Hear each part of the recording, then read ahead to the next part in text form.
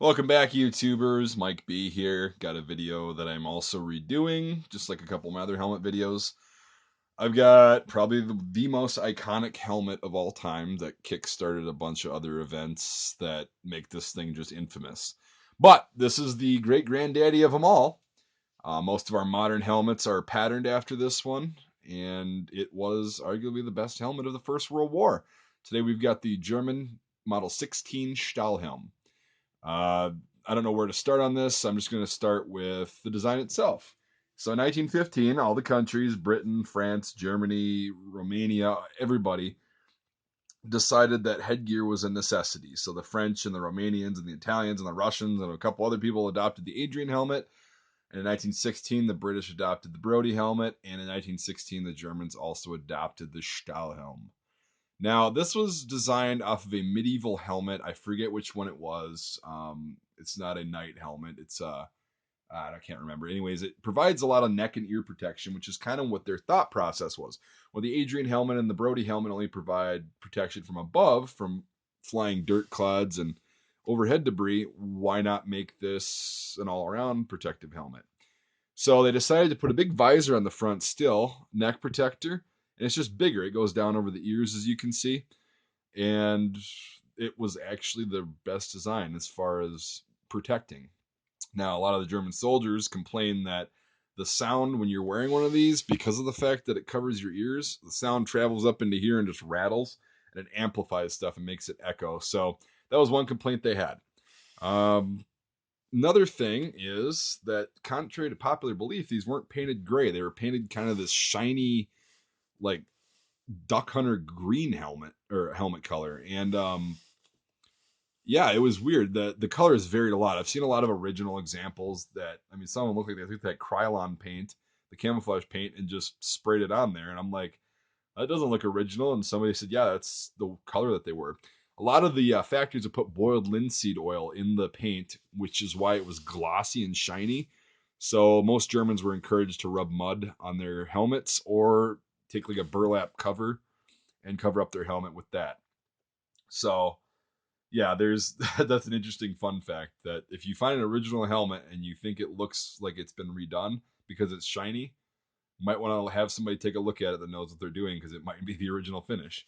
Now, your big question is, what the hell are the lugs for right there? Are they just to look scary? No, actually, they were for this weird armored plate called the Stirnpanzer, which means like forehead armor, literally. It was this armored plate that like snipers and machine gunners and sentries would wear right here that had cutouts that would hook onto these lugs to stabilize themselves, and then it was held on, secured by a leather band around the back of the helmet. Now, in the different size shells, these are going to look different because they're positioned in a different spot on each size, but the Stirnpanzer was all made in one size. So for a size 66, which will fit like a size 59 to 60 head, because these are made to fit closer to the head than the World War II models, you're going to find just the smooth lugs like that without the step. On smaller models, you're going to actually find there are the lugs with the little step, and they're going to be skinnier or a little bit wider. This is all just to accommodate the space to where the stern pans are on the different sizes. So a good way to tell a size 66 or 68, or if you could find it a 70, which is really hard to find, they're all going to have the smooth lugs like this. I think the size 68s are going to be a little bit like thinner, but they're not going to have the step on them. So that's that. The overall design is just iconic as hell. I mean, you look at it, it goes down, you think German. That's what you automatically think. I don't care who you are. Everybody knows that design. Even people that don't know or care about military history know that that's German. They put that together. So it's a great design, but most people didn't adopt it after World War One because the Germans were the bad guys, even though they weren't. Nobody was really bad except everybody who sent everybody to war. But we'll just keep the politics out of this. But anyways, that's why it didn't get adopted by more countries. The Austro-Hungarians adopted the same kind of design in 1917. There were a couple differences. I'll try to do another video on my original eventually. So the liner is a basic. This is a repro right off the bat. Just letting you know. The inside retains a lot of the original paint. The outside was painted camouflage, which is why I stripped it and redid it. It was painted camouflage by a reenactor, so it wasn't an original thing. like it was brand new paint, and I just didn't want a camouflage one. I wanted a regular one. So, all right, it had the 1895 Pickelhaube style chin strap with the little hoops to go around the lugs on the Pickelhaube, but it would also fit on the chin strap posts on the inside of the M16s and the M17s. They both had this style. The M18 didn't have these posts; it had the chin strap attached to the liner, but the M16 and 17 had this. So this is how the chin strap looks. That's how it's secured. So it's a separate piece from the liner. The liner, which is a repro, like I just said, is a 3-pad system, and the M16 pad was made out of, or not pad, the band was made out of leather.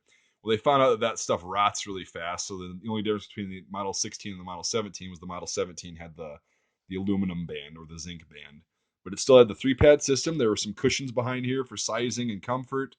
I had to take all mine out to fit. And yeah, that's what the liner looks like. It's very basic, very simple, but very effective. So yeah, that's pretty much all I've got on the Stahlhelm for keeping the video nice and short. Well, as short as it can be, because it's just an iconic piece of history. So yeah, this is an original shell. I forgot to mention that. It's an original shell that I refurbished, and I got it in reenactor Bubba condition, but that's not a big deal. So hope you enjoyed this video. This is probably the most iconic helmet of all times, if not for the World War II one. So a lot of these were used in World War II as well. They were left over and converted with the Model 31 liner system and used, but I digress, and I'll finish up the video. If you're new to the channel, if you could like this video and subscribe to my channel, that'd be awesome, and learn more about this stuff. You can check out my Patreon too in the description. There's a link, and consider supporting me on there. If not, that's totally fine. For all my viewers, past and present and future, really appreciate it. It's awesome, and I hope you guys like this video, and we'll see you next time.